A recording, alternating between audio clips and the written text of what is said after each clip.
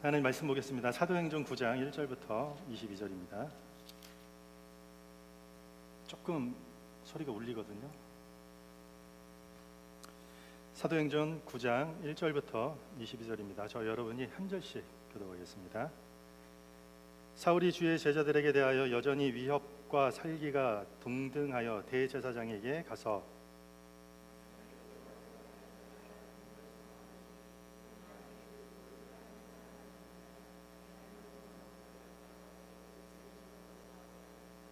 사울이 길을 가다가 다메섹에 가까이 이르더니 호련히 하늘로부터 빛이 그를 둘러 비추는지라.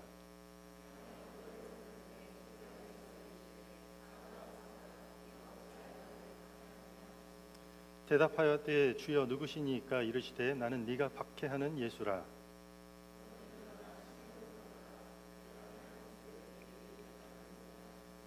같이 가던 사람들은 소리만 듣고 아무도 보지 못하여 말을 못하고 서 있더라.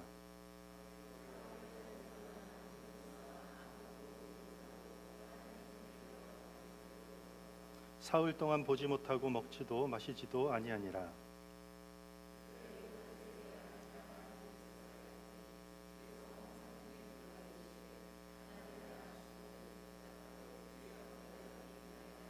주께서 이르시되 일어나 집 가라 하는 거리로 가서 유다의 집에서 다섯 사람 사울이라 하는 사람을 찾으라. 그가 기도하는 중이니라.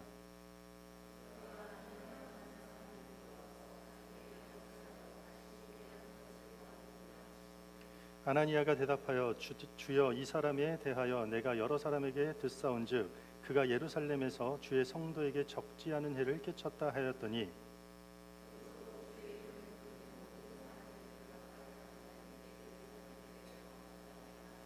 주께서 이르시되 가라. 이 사람은 내 이름을 이방인과 임금들과 이스라엘 자손들에게 전하기 위하여 택한 나의 그릇이라.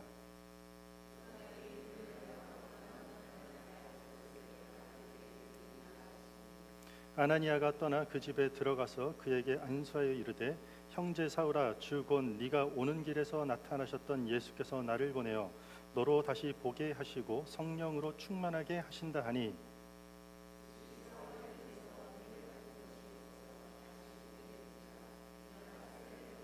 음식을 먹음에 강건하여지니라. 사울이 다메섹에 있는 제자들과 함께 며칠 있을새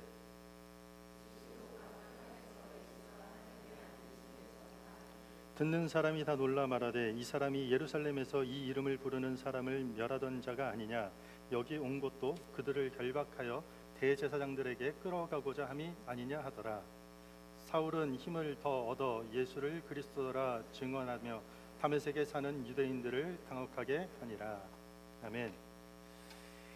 자, 오늘은 사도행전 16번째 시간입니다. 기억나십니까? 지난 8장 내용이 3주, 4주 이렇게 다 됐는데 오늘 말씀 제목은 확신 말고 확인, 확신 말고 확인이라는 주제로 우리 하나님 말씀을 증거하도록 하겠습니다. 오늘 본문에는 사울이라는 한 청년이 등장합니다. 그는 주님을 만나서 삶의 방향이 완전히 수정되는 그런 경험을 합니다. 변화되는, 그러니까 믿음으로 변화되는 과정을 겪게 됩니다. 오늘 본문 우리가 읽은 이 후반부에 보면은요, 이 사울은 다메섹 회당을 다니면서 예수가 그리스도시다, 예수 그리스도가 메시아다른 하나님의 아들이심을 선포합니다. 그것을 증거하고 전도하는 삶을 살게 됩니다. 원래 사울은 예수 믿는 사람들을 박해하던 사람이었는데 이제는 예수를 전하는 복음 전도자가 되었다라는 이야기로 오늘 본문 마지막이 맺어집니다. 그리고 이 사울은 훗날 이름을 바울로 개명하게 됩니다.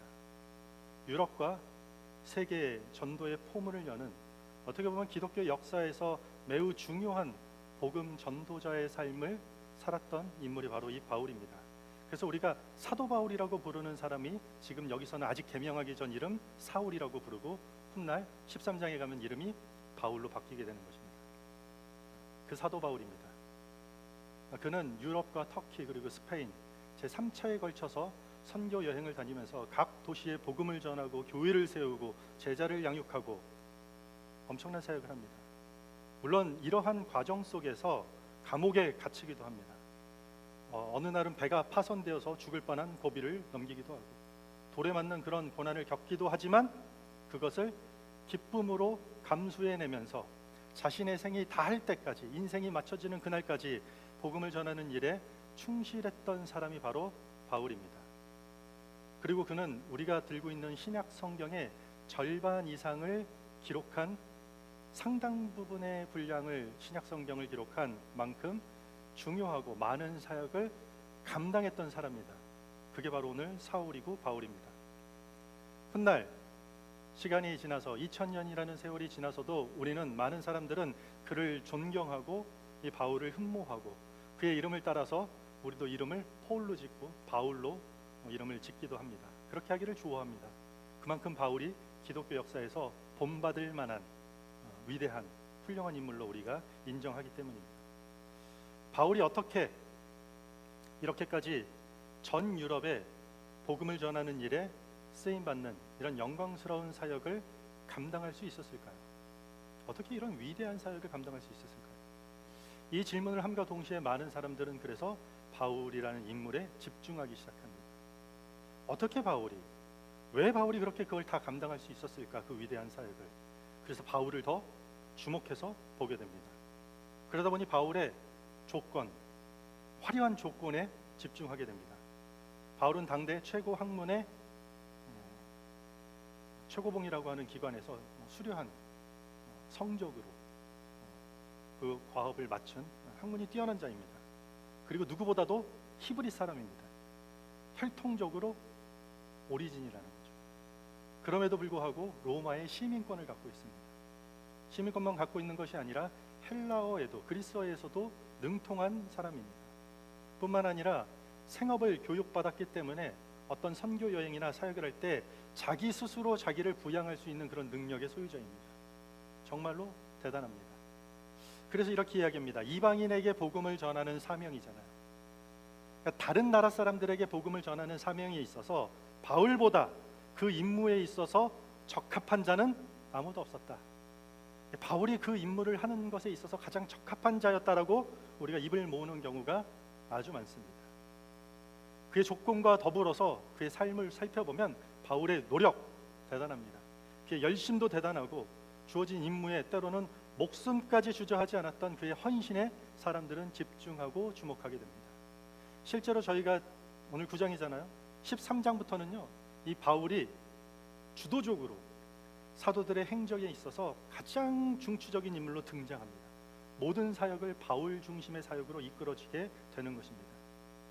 그래서요, 우리가 바울이 그런 놀라운 사역을 감당하기 전에 있어서 그가 왜, 도대체 바울이 어떻게 하나님을 만나게 되었는지를 이해하는 것이 아주 중요합니다. 오늘 본문을 보면은요, 사울이죠, 사내들인 공회로부터 권한을 받습니다. 어떤 권한이냐면 예수 믿는 사람들을 잡아다가 감옥에도 갇히고 심지어 죽일 수 있는 그런 전적인 권한을 종교 최고기관인 공회로부터 그 권한을 받아서 다메섹이라는 곳까지 예수 믿는 사람들을 잡으러 갑니다. 거리가 240km 정도 됩니다. 밤낮 쉬지 않고 걸어도 일주일 정도 걸어야 되는 거리예요. 거기까지 그리스도인들을 잡으러 가는 것입니다. 그런데 그 다메섹 도상이라고 하죠, 길 위에서 그 가는 도중에 이 바울이 예수님을 만납니다. 호련히 밝은 빛이 하늘로부터 비춰지고 그는 초월적인 임재 앞에 그만 바닥에 주저앉게 됩니다. 그 밝은 빛으로 말미암아 눈을 뜨지만 앞을 보지 못하게 됩니다. 그 순간 소리가 들립니다. 사울아 사울아 어찌하여 네가 나를 핍박하느냐. 사울아 사울아 어찌하여 네가 나를 핍박하느냐. 나는 네가 박해하는 예수라. 죽었다가 부활하셔서 하늘로 승천하신 예수가 환상 속에서 임한 것입니다. 그 음성이 예수 믿는 사람들을 잡아 죽이러 가는 그 도상 가운데 울려 퍼지게 된 것입니다. 하나님께서 그가 가는 길을 막고 그가 오랫동안 가지고 있던 생각과 그가 가려던 그 방향의 열심, 그의 삶에 개입해서 들어오기 시작한 것입니다. 사울이 눈을 떠도 아무것도 보지 못하여서 직가라고 하는 그 동네에 들어가서 3일 동안 먹지도 마시지도 못하고 고민을 하게 됩니다. 자연스럽게 그의 고민이 무엇이었을까요? 내가 지금까지 거짓 선지자라고, 그 예수는 가짜라고 내가 확신했었고, 그의 죽음이 마땅하다고 믿고 확신했었고, 그의 제자들 스데반이 죽는 것도 마땅했고, 많은 사람들이 옥에 가두는 것도 맞다고 옳다고, 예수를 따라 가는 그 사람들을 잡으러 이 먼 곳까지 가는 그 길에서 그 예수가 나에게 찾아왔고, 그 초월적인 영광과 위엄과 그 권세를 직접 경험하다 보니 그분이 틀린 것이 아니라 내가 오랫동안 붙들고 믿고 있었던 이 확신이 틀린 것 같다. 내가 뭔가 잘못된 것 같다. 내가 그동안 믿고 열심과 최선을 다했던 것이 다 무엇이었나? 라는 고민에 빠지게 된 것입니다. 그리고 그가 믿고 있었던 하나님께 기도하고 있었던 것입니다. 그리고 잠시 장면이 바뀝니다. 예수님이 다메섹에 있는 제자 아나니아라는 사람의 환상 가운데 다시 등장합니다. 아나니아라, 직가라 하는 거리에 있는데, 거기 유다의 집이 있는데 거기 사울이라는 사람을 찾아가라. 사울이 지금 앞을 보지 못했는데 네가 안수하여 그의 눈을 뜨게 하라. 아나니아의 대답이 무엇입니까? 주님, 사울이라는 사람을 잘 모르는 것 같은데 옛날부터 예수 믿는 사람들 잡아다가 옥에 가두고 심지어 죽이기까지 하고, 지금도 공회로부터 그 권한을, 펄밋을 받아서 다 잡아 죽이려고 이 먼 거리까지 온 사울이라는 사람입니다. 뭔가 착각하고 계시는 거 아닙니까? 주님께서 이렇게 대답하십니다. 이 사람이 내가 세상의 모든 사람들과 임금들, 권세자들에게 복음을 전하기 위해 택한 나의 그릇이다. 다른 사람들에게 복음을 전하기 위해 내가 택한 나의 그릇이다. 그리고 그 일을 하면서, 이 사울이라는 사람이 앞으로 그 일을 하면서 얼마나 많은 고난을 받을지 내가 그에게 직접 보일 것이다. 그러자 아나니아가 사울을 찾아갑니다. 아나니아도 놀라워요. 가서 자기를 죽이러 온 사람들이잖아요. 자기 동족을 때려잡고 있는 사람이잖아요. 그런데 형제 사울아 이렇게 부릅니다. 형제라고 부릅니다. 자기를 죽이러 온 사람에게 주님이 명령하시니까 형제라고 부르면서 찾아가 안수하고, 그의 눈이 뭔가 가려져 있던 것들이 벗겨지고 앞을 보게 됩니다. 그리고 그에게 세례를 줍니다. 먹을 것을 먹이고 건강을 회복시킵니다. 자, 여러분들 한번 생각해 보세요. 이 이야기 속에 바울이 주님을 만나는 인생의 굉장한 터닝 포인트입니다. 이 지점. 그런데 여기서 사울의 자발적인 기도 같은 게 있었나요? 여기 하나님 만나려고, 하나님께 헌신하려고 쓰임받기 위한 그의 신앙이 여기 있나요? 그의 노력이 여기 있습니까? 그의 어떤 스펙이나 조건이나 그가 가지고 있던, 그가 오랫동안 쌓아왔던 그런 자격이 여기서 사용되고 있나요? 그가 세계의 복음을 전하는 그 일에 준비한 적이 있습니까? 비전을 갖고 기도라도 한 적이 있나요? 사도 바울이 상상하지도 않았던 일이 그에게 일어난 것이에요. 그러니까 지금 이 성경은요, 무엇을 말하고 있냐? 예루살렘에서 성령이 임하고, 그런데 강한 핍박에도 불구하고 흩어진 자들을 통해 땅끝까지 복음을 전하는 그 일, 그 하나님의 위대한 일을 써내려가는 과정에 있어요 지금. 그런데 그 일에 있어서 사울이 얼마나 위대한가, 사울이 그가 어떤 위대한 일을 앞으로 할 것이고 그가 이제 그것을 해낼 것인가라는 이야기를 나타내고 조장하고 알려주려는 것이 아니라, 오히려 성경이 지금 말하고 싶은 핵심의 내용은요, 그는 그럴 자격이 전혀 없는 사람이다. 이것을 말하고 있는 것이에요. 그래서 의도적으로 지금 사도행전의 저자 누가가요, 이 사울이 어떤 인간인지를 계속해서 중간중간 기록합니다. 우리 지난 시간에 그냥 스킵하면서 봤는데요, 7장 58절입니다. 한번 볼까요? 여러분들이 읽습니다. 시작.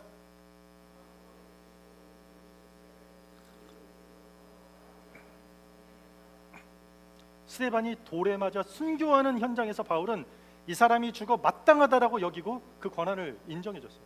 죽여도 된다. 옷을 발 앞에 둔다라는 것은요, 인정해 주는 거예요. 수락해 주는 거예요. 8장 1절과 3절 한번 볼까요? 사울은 1절입니다.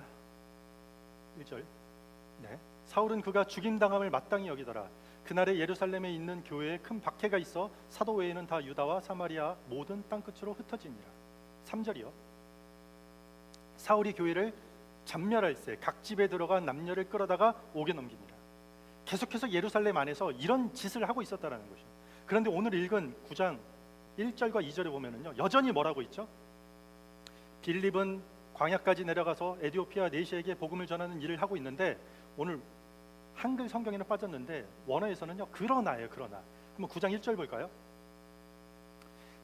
그러나 사울이 주의 제자들에게 대하여 여전히 위협과 살기가 등등하여 대제사장에게 가서 다메섹 여러 회당에 가져갈 공문을 청하니 이는 만일 그 도를 따르는 사람들을, 예수 그리스도가 가지는 그 복음을 따르는 사람들을 만나면 남녀를 막론하고 결박하여 예루살렘으로 잡아오려 함이라.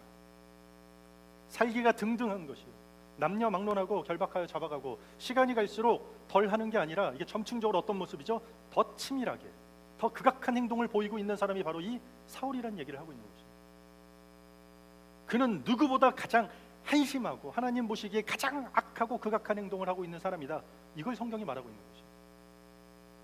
가장 나쁜 인간이다, 이 인간이. 우리의 눈에 보죠. 예배드리다가 찬송하다가 기도드리다가 하나님 만난 이야기가 아니에요.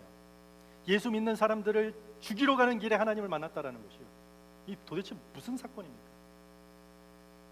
사람들이 보통 주목하는 사울의 스펙이나 그의 열심과 그의 노력과 헌신이 아니라, 그럴 자격도 없고 그럴 만한 상황도 안 되는 일이 이런 말도 안 되는 인간에게 펼쳐졌다라는 것을 지금 강조하고 있는 것이죠. 그렇다면 왜 사울일까요? 왜 하나님은 그런 인간을 선택했을까요? 사울 선배님 이렇게 나중에 천국 가서 왜 너한테 이 인간 저 인간 이렇게 했냐라고 하면, 성경이 그렇게 얘기하고 있어요. 본인이. 나는 과거에는 박해자였고 비방자였다, 충악자였다, 나는 죄인 중에 괴수였다. 그러나 하나님의 은혜로 말미암아 많은 사람들에게 복음을 전하는 증거자로, 복음 전하는 자로 내가 쓰임을 받고 하나님으로부터 태중에 있기 전부터 택함을 받았노라. 모든 것이 하나님의 은혜다. 나는 이 일을 기쁨으로 감당할 수 있었습니다. 사도 바울의 고백입니다. 그렇다면 왜 사울은 그런 일에 부르심 받았을까요? 12사도들, 예루살렘에 진짜 기라성 같은 12사도들이 있어요. 이들과 연결된 사람들 얼마나 많나요? 이 사도들에게 교육받고 양육받은 에이스 1등급 제자들도 넘쳐요. 예루살렘 교회에서 성령의 임재를 맛보고 교회가 하나가 되어서 어려운 사람 하나 없이 유무상통하는 그 하나됨을 경험하고, 곳곳에 박해를 피해서 뿔뿔이 흩어졌지만 그곳에서 복음을 전하는 믿음의 사람들도 지금 넘쳐나는 것이에요. 그런데 철저하게 반대의 길을 가는, 전혀 신앙과 다른 길을 가는 사울을 부르신 이유가 무엇이냐라는 것이에요. 그가 큰 그릇이고 큰 사람이기 때문이 아니라 오히려 그가 구원받기에는 가장 절대적으로 불가능한 상태의 인간이다, 그가 가장 불가능한 존재였음이다라는 것을 극적으로 지금 그려내서 말하려는 것이에요. 그러니까 제가 지금, 아니 성경이 지금 사울이라는 사람을 인간적으로 깎아내리거나 다른 사람들에 비해 너는 가진 것이나 준비된 것이나 이것이 부족하다라는 것을 비교하는 뜻이 아니에요. 하나님의 구원의 은혜가 얼마나 크고 하나님의 전적인 은혜라는 그 위대함을 우리 인간의 입장에서 조금이나마 더 잘 설명해내기 위해서 드러내시는 하나님의 일종의 배려인 것이죠. 이걸 잘 설명하기 위해서. 구원을 누가 받는가? 구원을 사람들은 어떻게 받아내게 되는가? 구도자의 열심과 헌신과 노력이 아니라는 것이에요. 어떤 인간이 가진 모진 세월 동안 갖춰진 스펙이나 우리가 가지고 있는 모아온 어떤 인격, 이런 것으로 되는 것이 아니라는 것을 강력하게 성경이 말하기 위해서 사울이라는 전혀 어울리지도 않고 자격도 안 되고 아무런 준비도 되지 않는, 오히려 교회를 박해하던 그 사람을 이방인을 위한 사도로 세우셨다는 것이죠. 살기가 등등해서 자기 확신으로 가득 차서 예수 믿는 사람 잡아 죽이러 간 사울은 전혀 하나도 대단한 게 아니라는 것이에요. 하나님이 바울이라는 그릇에 복음을 담으신 것이에요. 그리고 유럽을 다니면서 기독교가 2000년이라는 역사 동안 풍성하게 전해지도록 전 세계를 뻗어서 18세기, 19세기 아시아까지 우리까지 들어올 수 있도록 이 일을 하나님이 하셨다는 것이에요.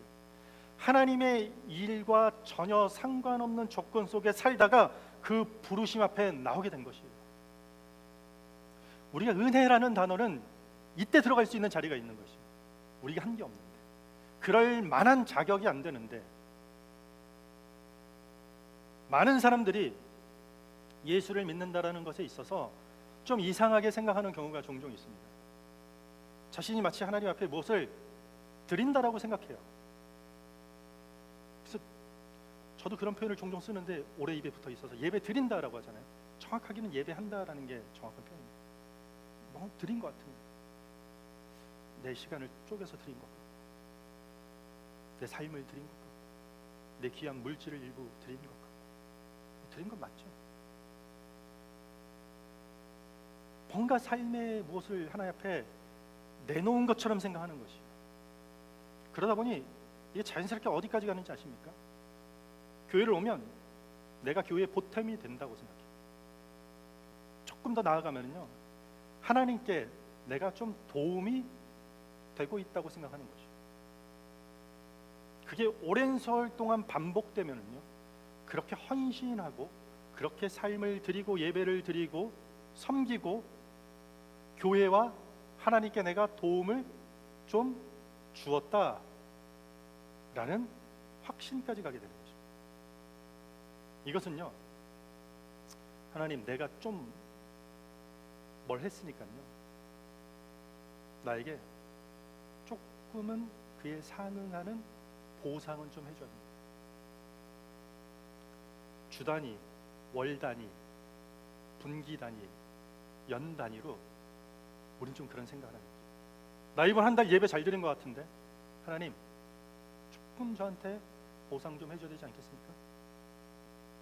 마치 자기가 하나님을 위해서 산 것이라고 뭔가 했다라고 착각하는 것입니다. 목회자들이 빠지는 가장 위험한 지점도 바로 여기에요. 가장 왕성한 삶을 드렸다고 생각해요.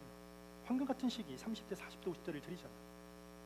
그런 헌신이 하나님 나라에 대단하진 않더라도, 어마어마한 일은 아니더라도 뭔가 보탬이 되었다라는 착각을 하게 되는 것이죠. 저도 그런 적이 있었습니다. 내가 하나님을 위해 목회하고, 내가 하나님을 위해서 이렇게 설교 준비를 하고, 내가 하나님을 위해서 하나님 나라의 영광을 위해서 기도한다라는 그런 착각을 한다라는 것이요, 이게 하나님 나라를 위한 일이 아니라는 뜻이 아니에요. 하나님 나라를 위해서 내가 무언가시 어마어마하진 않지만 뭔가를 한다라는 그 착각에 빠진다라는 것이죠. 저는요, 목사가 되기 전에 이렇게 생각했어요. 제가 밴쿠버에 와서 밴쿠버 복음화를 위해서 한 동네를 하나님 제가 섬기겠습니다, 하나님께 제 삶을 드리겠습니다, 이 확신을 가지고 시작했다라는 것이요. 그런데 막상 뚜껑을 열고 시작해 보니까 하나님이 하나를 먼저 깨더라고요. 그거 아니야. 그거를 저한테 깨시더라고요.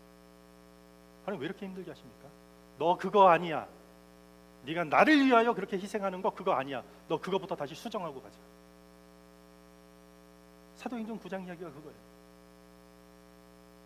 나를 위해 하나님이 나를 목사로 부르셨구나. 이걸 깨닫게 하시는 거죠. 저는 정말 그걸 깨달았어요. 내가 얼마나 교만한 줄 아시고, 내가 얼마나 신앙과 멀어지게 딱 좋은 성정을 가진 죄인인 걸 아셔서 빼도 박도 못하게 매주 성경 읽어야 되고, 매주 기도해야 되고, 목사라는 타이틀 달고 어디 가서 승질도 못 내고, 제 화가 장난 아니거든요. 그거 눌러야 돼요. 매일 성경과 기도가 없으면은 살아갈 수 없는 목사로 나를 부르셨구나. 나를 위해서 하나님이 부르셨구나.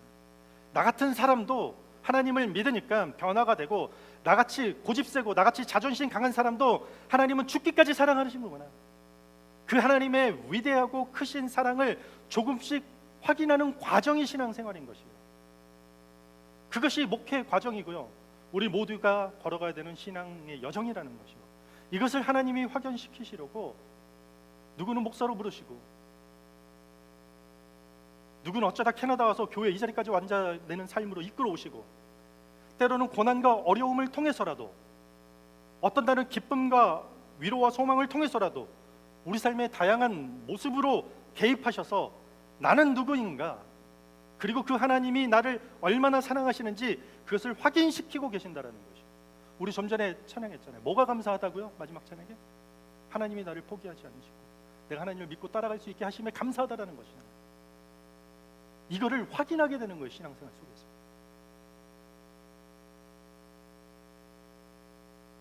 왜 사울입니까? 왜 사울? 사울 같은 인간도 구원받는다. 이걸 말하려고 성경이 지금 사울을 쓰는 것이에요. 사울을 추앙할 필요가 있다 없다? 없습니다.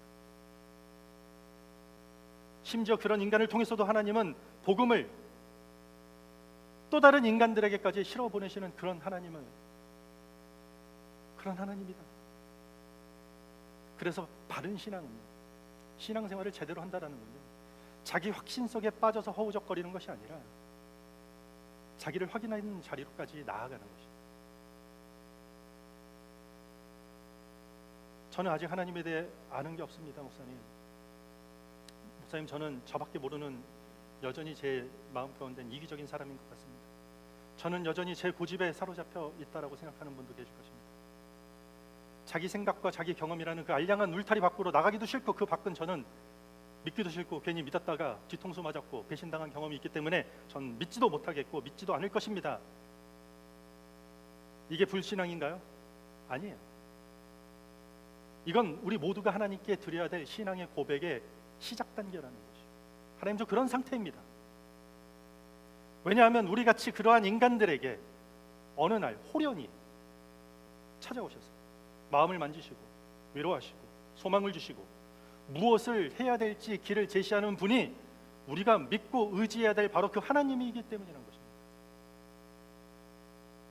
하나님은 여러분들에게 어떤 공포심을 가지고 우리에게 두려움을 조장하여서 이끌어가지 않습니다. 절대로 그렇지 않습니다.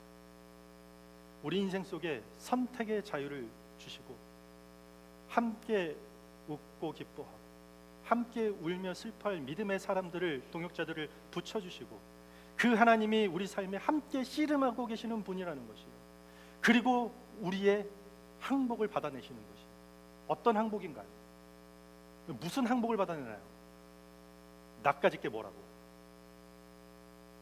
나 같은 자에게 하나님께서 그렇게까지 나에게 신경 쓰지 않아도 되는데, 나는 하나님께 그런 어떤 도움이 되는 존재가 아닌데 하나님이라는 위대한 분 앞에 내가 가지고 있는 게 아무리 위대할지라도 전지전능하신 분 앞에 그게 능력이 조금 있든 덜 있든 스펙이 대단하든 덜 대단하든 그게 무슨 의미가 있냐라는 것이요.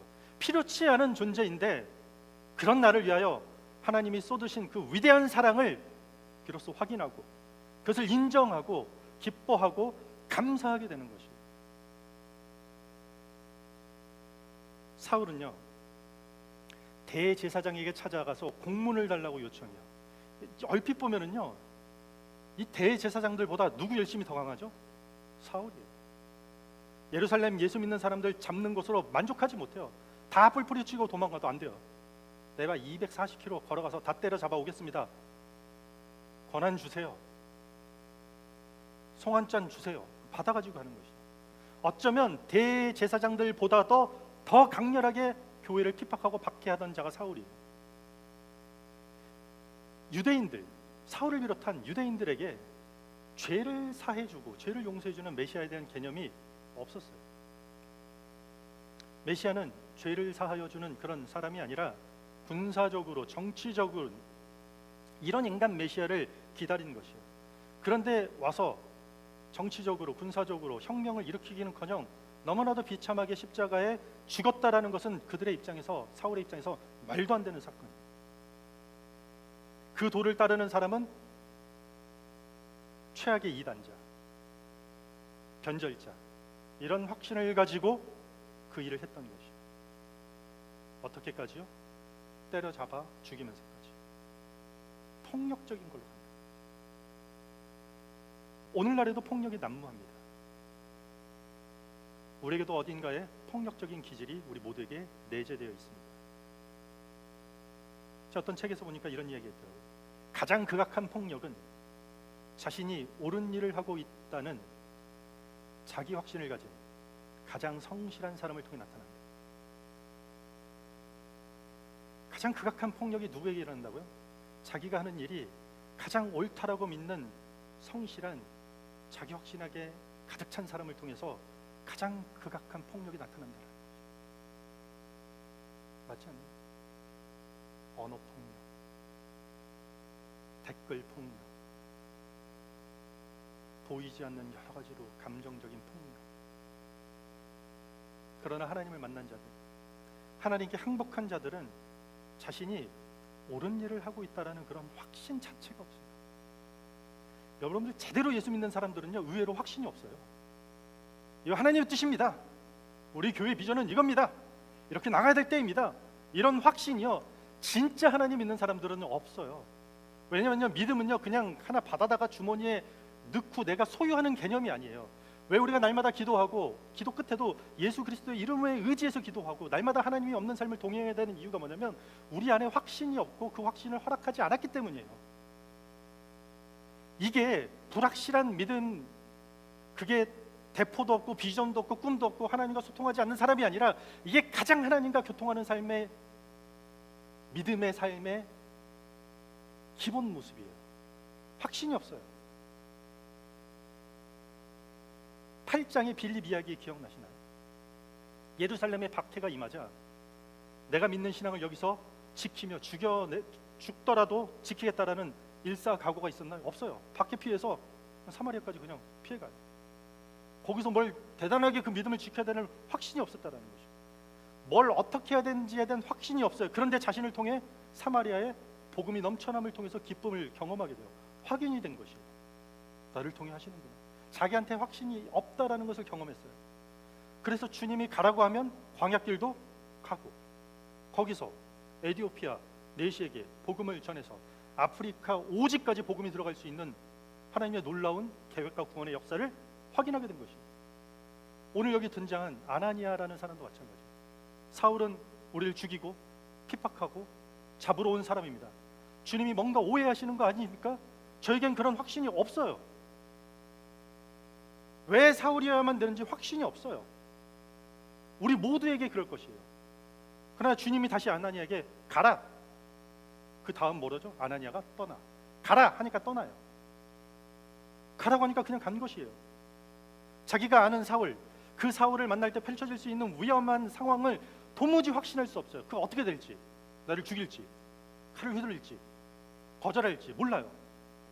자기 확신이 하나도 없어요. 그러나 순종했더니 확인하게 된 것이에요. 그가 다메섹에서 예수가 하나님의 아들이다라고 외치는 것을 확인하게 된 것이에요. 저런 사람도 하나님이 구원하시는구나. 가만히 생각해 보니까 아나니아도 나도 전에는 내 확신에 가득한 저런 사람이었구나 확인하게 됐다는 거죠. 우리 이런 말 하죠. 저 사람 참 도덕적으로 바르고, 성실하고, 참 남 잘 돕고, 인격적으로 훌륭하고, 정말 열심히 사는 사람인데 예수만 믿으면 딱인데, 이런 말 하잖아요. 다 좋은데 예수만 믿으면 딱인데. 아니라고요. 그것이 아무리 도덕적이고 성실하고 열심히 산다 할지라도 자기 확신에 빠져 사는 사람인 것이에요. 자기 확신이 있는 것이에요. 오히려 더 폭렬적일 수도 있다라는 것이요. 자신이 가지고 있는 높은 도덕성이 타인을 무시하고 그 사람의 삶의 방식을 난도질하는 위선으로 둔갑할 수 있어요. 자기가 가지고 있는 성실성이 안식이나 쉼이라는 시간을 오히려 낭비나 나태함이라고 손가락질하고 비난하는 교만의 태도로 둔갑할 수 있다는 것이에요. 자기 확신이 강한 사람은 그래서 열정적일 수밖에 없어요. 열심을 다하고 노력을 다해요. 확실하다고 믿으니까 그것이. 그리고 거기 의심이 가면 더 열심히 해요. 그 의심을 잠재우기 위해서.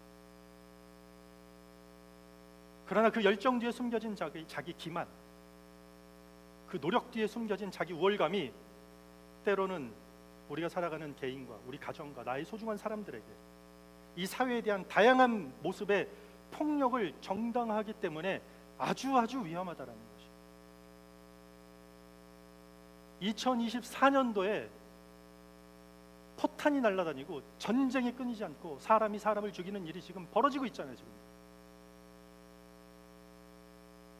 그래서 바울이 훗날 고린도전서 10장에서 이런 말을 합니다. 선줄로 생각하는 자는 넘어질까 조심하라.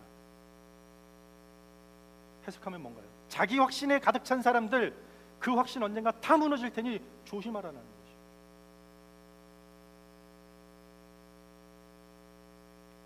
여러분들은 성실하십니까? 열심히 살면 능사입니까?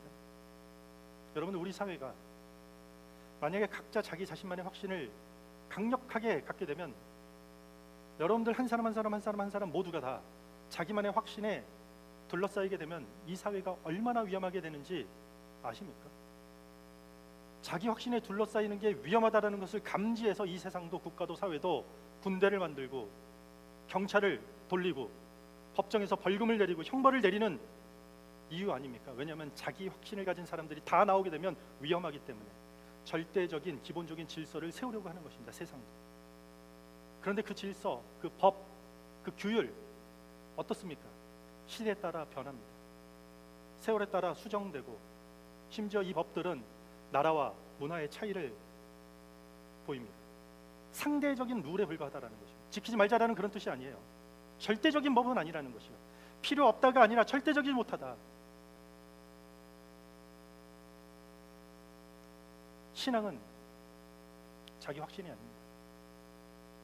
자기 확신은 신앙이 아니라 맹신입니다.